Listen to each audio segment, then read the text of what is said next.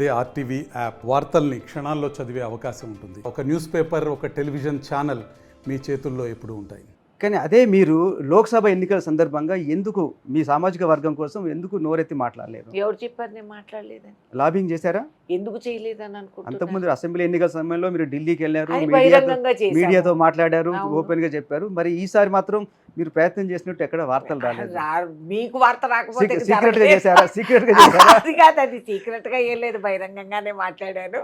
ఆ. మీడియాకి చెప్పకపోతే అది నిజం కాదనుకుంటే ఎట్లబ్బా? అంటే మీకు రాజ్యసభ వచ్చింది కాబట్టి ఇక కమ్మ సామాజిక వర్గానికి న్యాయం జరిగినట్టే అనుకుంటున్నారా? Not at all, not at all. నిజంగానే మాండవా గారికి అసలు నిజామాబాద్ ఇవ్వాల్సింది. ఆయన అక్కడ స్థానికులు. ఆయన అక్కడి నుంచి ఇక్కడ మైగ్రేట్ అంటే కార్యకర్తలు ఒప్పుకోలేదు. కానీ వాస్తవానికి మాండవా గారికి నిజామాబాద్ ఇవ్వాల్సింది. ఆల్రెడీ మన జీవన్ రెడ్డి గారు was already sitting MLC. So అనవసరంగా 2 సీట్లు గెలికినట్టు అయింది ఇప్పుడు. సో అది ఇచ్చుకుంటే బాగానే ఉండేది. ఆయన అక్కడి నుంచి అన్ని ఖమ్మం జిల్లాలోనే కమ్మాసా, రాష్ట్ర వ్యాప్తంగా ఇంకెక్కడా లేరా? ఇవ్వాలంటే ఎక్కడైనా ఇవ్వచ్చు. మీకు ఎల్బీ నగర్ కమ్మ, నీకు జూబ్లీ హిల్స్ కమ్మ, షేర్లింగంపల్లి కమ్మ డామినేషన్, మన అదేంటి మన మల్కాజ్గిరి కమ్మ. సో కావాలంటే నిజంగానే ఖమ్మం పాపులేషన్ నిజంగా ఇవ్వదలుచుకుంటే ఇవన్నీ సీట్లే లేదు.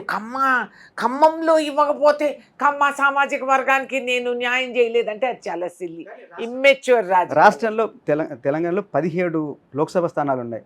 ఒక్క స్థానం కూడా ఖమ్మ సామాజిక వర్గానికి ఇవ్వలేదు. దాని పట్ల మీ రియాక్షన్ ఏంటి? ఇట్స్ అన్ఫేర్, అన్యాయం. ఇవ్వాల్సింది. కొన్ని చోట్ల అనవసరంగా ఎక్కడి నుంచో తీసుకొచ్చి ఎక్కడి నుంచో పెట్టి అసలు సీఎం గారికి మనం ఫ్రీ హ్యాండ్ ఇవ్వలేక ఈ న్యూసెన్స్లన్నీ అనుభవిస్తున్నాము. ఇది తాత్కాలికం. భవిష్యత్తులో డెఫినెట్లీ కమ్మాస్ కోసం I will fight, just like I will fight for minorities, just like I will fight for BCs.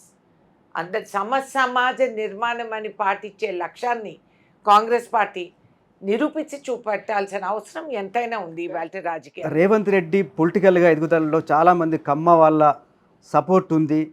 ఆయన సీఎం అయిన తర్వాత వాళ్ళని పట్టించుకోవడం చెప్పి బహిరంగంగా కమ్మ సంఘాల నుంచి లెటర్స్ కూడా రాశారు.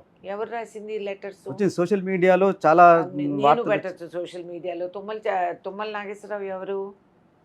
ఏ సామాజిక వర్గానికి సంబంధించిన ఆయన? లోక్సభ ఎన్నికల గురించి మాట్లాడుతున్నారు. లోక్సభ సరే అన్యాయం, నిజంగానే సీటు దొరకాల్సింది.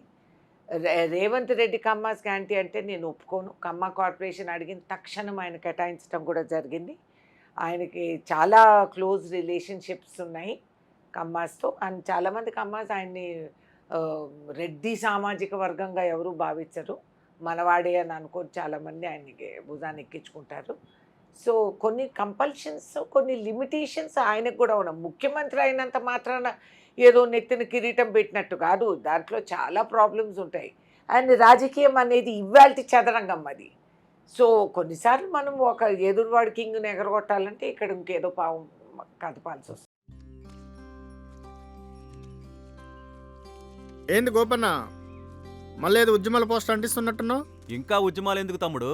కొన్ని కోట్ల మంది రైతులకు ఏడాదికి 6,000 రూపాయల సాయం, కిసాన్ క్రెడిట్ కార్డులు, ఉచిత రేషన్ పంపిణీ, ఉచిత గ్యాస్ కనెక్షన్లు, కరోనా వ్యాక్సిన్లు, పిల్లలకు టీకాలు, ఆయుష్మాన్ భారత్ పథకం ద్వారా 5 లక్షల ఆరోగ్య బీమా. ఇలాంటి పరిపాలన కోసమే కదా మనందరం ఎదురు చూసింది. మోదీ గారు మళ్ళా ప్రధానమంత్రి కావాలంటే నా ఓటు అవసరం, మీ ఓటు అవసరం, మనందరి ఓట్లు అవసరం. కమలం గుర్తుకు ఓటేద్దాం, బీజేపీని గెలిపిద్దాం. మోడీ మన అందరి నేస్తం, బీజేపీనే గెలిపించేద్దాం.